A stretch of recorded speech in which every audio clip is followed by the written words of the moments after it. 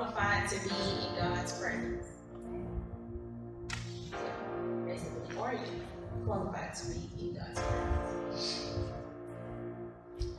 Okay, so first we need to talk about God's presence. You have God's omnipresence, and then you have His manifest presence. Omnipresence is one word. O-M-N-I presence. P-R-E-S-E-N-C. And manifest. M-A-N-I-F-E-S-T. Presence. Okay, so God's omnipresence is just the idea that God is everywhere. His manifest presence is the fact that He's here, right here, with us now. And visibly present. Not necessarily visibly, sorry, I mean clearly present. Sadly, most Christians fall into the category that only know the limits of His omnipresence, which sounds odd because omnipresence is so big, but what I mean by limit is they don't understand that you can feel Him, you can smell His presence, you can feel it. Sometimes you can hear things in His presence, and a lot of people don't get to experience that part because they don't understand that it exists, that we have access to it. So I was just thinking about how heavy His omnipresence is. You know, like, okay, you know God is everywhere, but literally just thinking, okay, God is no more or less present at my job at 7 a.m. than He is at a hospital in China, or, a hospital in Ethiopia is what I wrote in my notes. And at 7 o'clock in my house, 7 a.m., is 4 p.m. in Ethiopia. And at the same time, it's 2 p.m. in the Netherlands. And at the beach in Australia, it's 11:30. And in India, it's 6:30 p.m. Now, the half hour, I don't even understand all that. 10 p.m. in Japan. All of that is going on at 7 a.m. when I'm in my house trying to help you work for the day. So literally, He is just like everywhere. That's just so big to me. We don't have to feel Him, don't have to sense Him, don't have to hear Him, don't have to think about Him, but He is there. My first scripture is Jeremiah 23. And it says, I'm sorry if I'm looking out, I got a whole bunch of them, so I'll just give it to you if you don't mind. Am I God who's only close at hand, says the Lord? No, I'm far away at the same time. Can anyone hide from me in a secret place? Am I not everywhere in all the heavens and earth, says the Lord? Really, He knows where He's at. I think that was just to provoke our thought about where He is all of the time. Second scripture, Psalm 139, 5 through 12. You go before me and follow me. You place your hand of blessing on my head. Such knowledge is too wonderful for me, too great for me to understand. I can never escape from your spirit. I can never get away from your presence. If I go up to heaven, you're there. If I go down to the grave, you're there. If I ride the wings of the morning, if I dwell by the farthest ocean, even there, your hand will guide me and your strength will support me. I can ask the darkness to hide me and the light around me to become night, but even in darkness, I cannot hide from you. To you, the night shines as bright as day. Darkness and light are the same to you. So in the Psalm, David acknowledges that no matter what we're dealing with, in every circumstance possible, every joy we can experience, every sorrow we can possibly endure, every peace that could possibly rest on us, He's there. So still dealing with the omnipresence. Switching over to God's manifest presence. Manifest, by definition, means to display or show by one's act or appearance. Demonstrate, make apparent, obvious, evident, and clear to the senses. For example, my face. Strong feelings manifest on my face. My face betrays me every single day. I can't be the only one. I'm the only one? Oh, okay. I'll take it. If I'm annoyed, it's fair. If I'm angry, my nose gets flaring. It's obvious. When I'm sad, it's evident. And if I'm pleased, it's clear. It might slow a little bit. So anyway, God's manifest presence is the same way. He makes it clear when he's angry. He's gonna make it clear to somebody. If you're not getting it, he's gonna send the prophets, he's gonna send somebody, let you know he's upset. When he's grieved, he's gonna let us know that. When he's pleased with us, he doesn't mind letting us know that. So he expresses himself because somebody in the earth realm is living right enough to be privy to his presence. Sin hinders man's experience of God's presence. God always intended us to be able to experience his presence. In the garden, he walked around with Adam and Eve in the cool of the day, spending time with them, and they managed to jack this up. Don't be too mad at them because we doing it every day the same kind of way. God put Adam and Eve out of the garden and gave them consequence for their sin. But he loved mankind so much that he made a clear path to get back to that relationship with him that he originally intended. So, let's see, like in the Exodus, in the Acts and the Exodus, it talks about different things, how they went into God's presence. The people couldn't go and stay in the outer court. Only the priests got to go in. Well, we don't have to do that anymore, thankfully.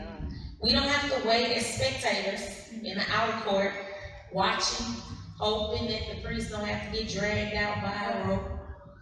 We can go into the holies of holies. When Jesus died, the veil was torn away and we gained access to God's presence.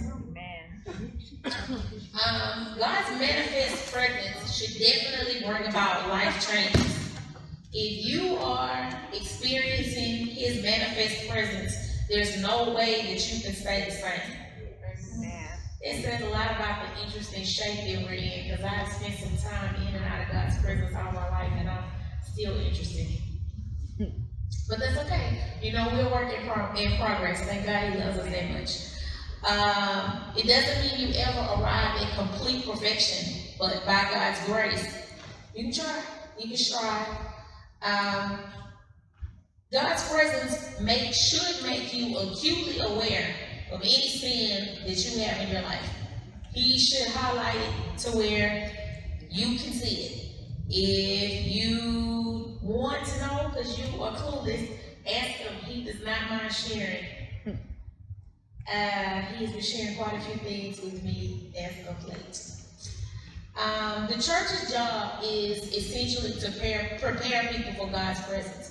We have to teach people how to get into God's presence, how to entertain his presence here in the earth realm, because eventually, when they make it to glory, they're going to need to entertain his presence all the time. So life is about entertaining the presence of God, whether now, here and now, or later.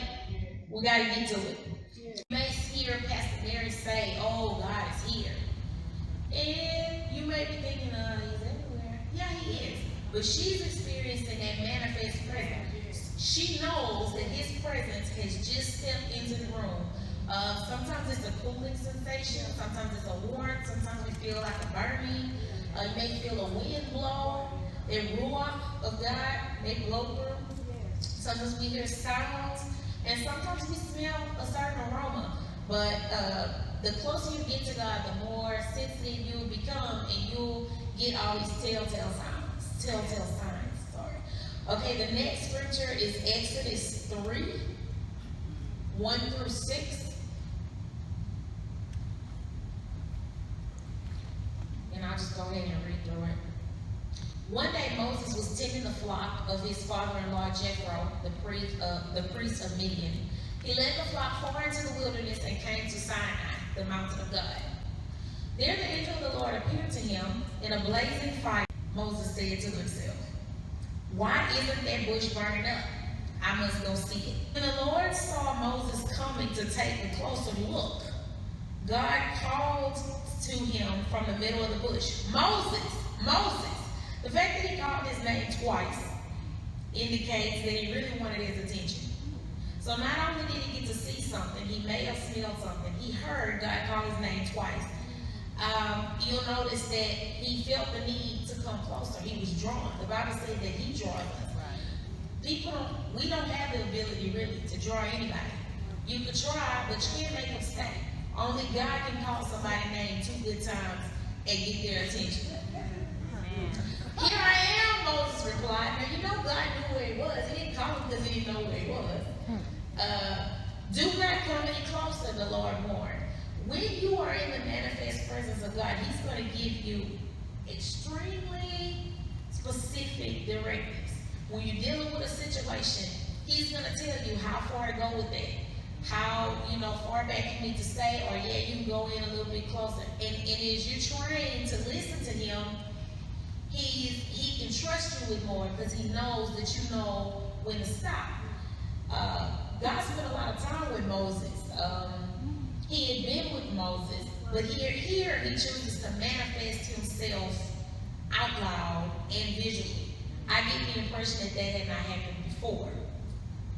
So, a relationship with God is just like a relationship with anybody else. The more you put in, the more you're going to get out.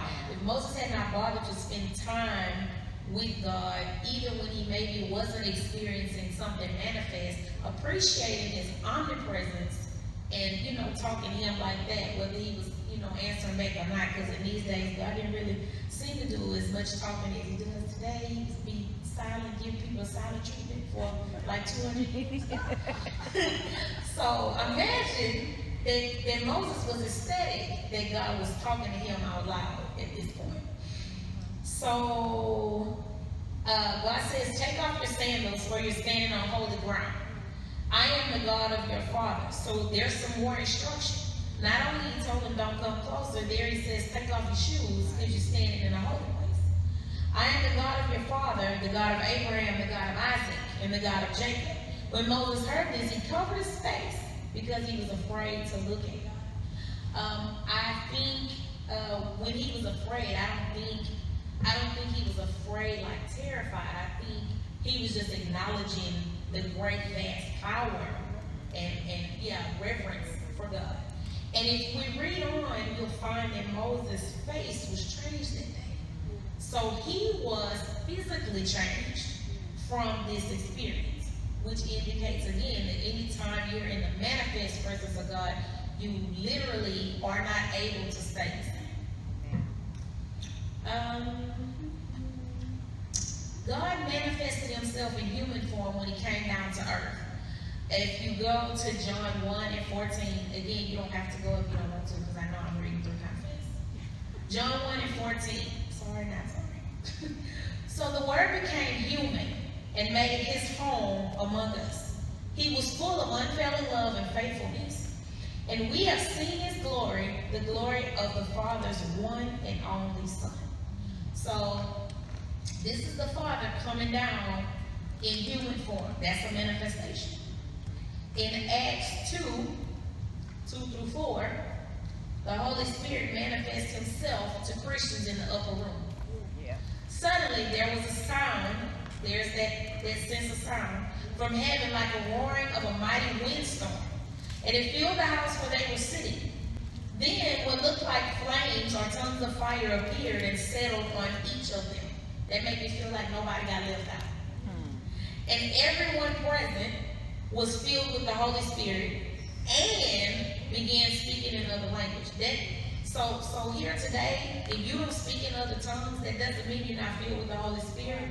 That's just your evidence. Yeah, right. So don't let nobody make you feel some type of way. If you want that gift, you can totally get it, but don't let anybody make you feel like you're not filled with the Holy Spirit if you don't speak in other tongues. Okay, sorry, I stopped midway. And everyone present was filled with the Holy Spirit and began speaking in another language as the Holy Spirit gave them this ability. And the fact that I said that God's manifestation has to cause some kind of change, it causes some kind of action to take place. The people weren't doing anything in their own ability. It was the manifestation that God allowed, of his presence that was causing things to change and happen. Acts 17:6. Not finding them there, they dragged out Jason and some of the other believers instead and took them before the city council. Paul and Silas have caused trouble all over the world, they shouted, and now they are here disturbing our city too. If you want to read all of that, just go up and read. Really and truly, you want to read all of Acts because it's very action-packed. But this is about the fact that Paul and Silas got shaken up with the manifestation of the Holy Spirit, and they started to basically shake up the world because it clearly says Paul and Silas have caused trouble all over the world. So before the manifestation, clearly they were not causing trouble, so to speak. So it did cause a change in them. During times it seems as if God is silent. You may not be experiencing his manifested presence. I would say in times like that, go ahead and still acknowledge his omnipresence until he chooses to manifest himself. Even if you have experienced God's manifested presence, he will manifest himself again when he gets good and ready. God is totally not like Burger King. We each don't show up because you just decided, where you at? He's there. He will talk when he gets ready. God's omnipresence can exist without our awareness. I said that before. His manifest presence will not. He wants your awareness when he shows up, because he's not trying to show up for nothing. There's plenty of churches all over the place that he is not busy. Sometimes it's because they don't want him there, not really. Sometimes it's because they don't know how to entertain his presence, and he does not like to show up when there's not going to be any appreciation for his presence, when there's not going to be any interaction with him. And if he knows that's not happening, he don't mind waiting until you learn how to entertain him. He's a picky guest.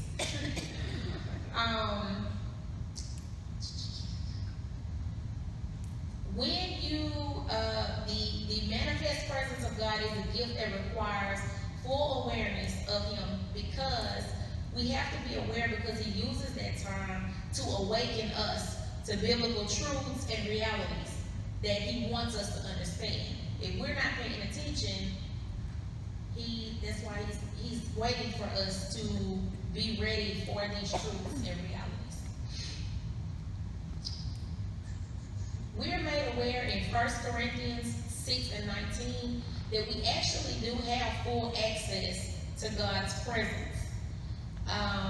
It says, don't you realize that your body is the temple of the Holy Spirit who lives in you and was given to you by God? Thus, the gift of his presence. You do not belong to yourself, for God bought you with a high price. So you must honor God with your body. Yeah. We cost a life. Clearly, we were expensive. And honoring God with our body is a part of allowing his spirit to do what he wants to with us. So until we're in a place of full surrender, that could be another reason why you feel like he's not showing up the way you feel like he should. It's not because he's not there. You're just not experiencing it. Because, you may have seen this before. I certainly have. I'll be like, y'all, why you not coming over here? I'm here. What you doing? I'm seeing Pastor Mary over here. She all the way in. Looks like you better grab her feet or she won't go her today. And I'm like, okay. So it's really personal. It's really individual. Okay, so here we go. God has a list of qualifications for you to come into his presence. He wants pure, honest, committed relationship. Just like you want, with anybody else. We're picky. We don't want to be in a relationship with somebody that's in a relationship with like 5 other people, like when we're dating somebody. Okay, God not that selfish because he had to have a relationship with everybody but y'all get the point. He's like the only one that can spend time with you and be spending time with somebody else literally at the same time. Amen. Thus the omnipresence. Mm-hmm. So most of what people think is praise and worship today is totally not. It's a lot going on that God is not interested in. He does not care about your A and B selection. And as much as I care about what it sounds like, he don't really. That's not his most important qualification. He doesn't care whether you went flat or short. He's concerned about the condition of your heart when you are in worship, because worship is a lifestyle. I am in worship when I am driving my car. You are in worship when you are in the grocery store. You are in worship when you are at work. So you might want to be careful not to be rolling your eyes at your coworkers. So listen, I'm gonna pick on myself tonight because I don't want to mess with y'all, but like all my examples, listen, I'm transparent. Y'all better take it where y'all can get it. I'm being transparent tonight. Okay? Let's see. God wants a lifestyle that comes from a heart that's constantly cleansed from sin and wholly yielded to him. You gotta do that every day. I mean, you might have had a good day yesterday, but Lord, let somebody rub you wrong today, and you might not look like you've been in his presence. We have to do that constantly. I don't know about y'all, but I like to be the boss of me. And so I'm told everybody else. Elementary school teachers, we don't like that. I think that the secondary teachers may not be as bad. But the elementary teachers, because we are telling little people what to do all day long, we bossy. And so it's really hard for me to let anybody be the boss of me. I was struggling being married and yeah. Mm-hmm. So the way this whole lordship thing is set up, my way of thinking doesn't really work too well for God. So we gotta learn submission if we want to experience his presence. All right.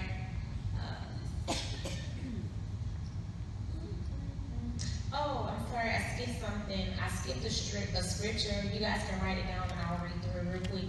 It was John 14, 1 through 4. And this is about Jesus being the way to the Father. It says, "Don't let your hearts be troubled. Trust in God and also in me. There's more than enough room in my Father's home. If this were not so, would I have told you that I'm going to prepare a place for you? When everything is ready, I'll come and get you, so that you will always be with me where I am. And you know the way to where I'm going." So at that point, that's when we would have and experience God manifest presence all day, every day, forever and ever and ever and ever. But until then, we got to follow these directives so we can make it to that.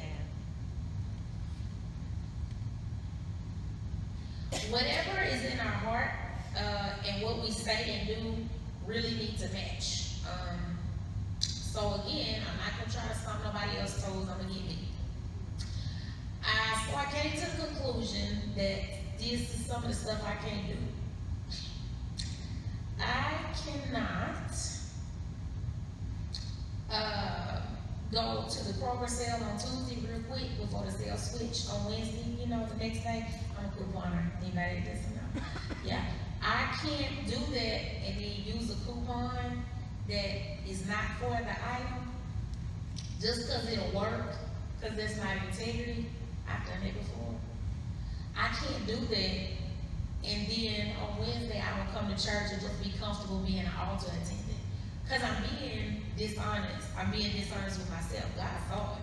The people at Kroger might be cool with it, but the truth is, I know that I'm not supposed to do that. It's not going to profit me much to match my tithes with the amount of my offering if I'm going to go up the street to Ross and swap a price tag out because I want it to cost this, but it costs that.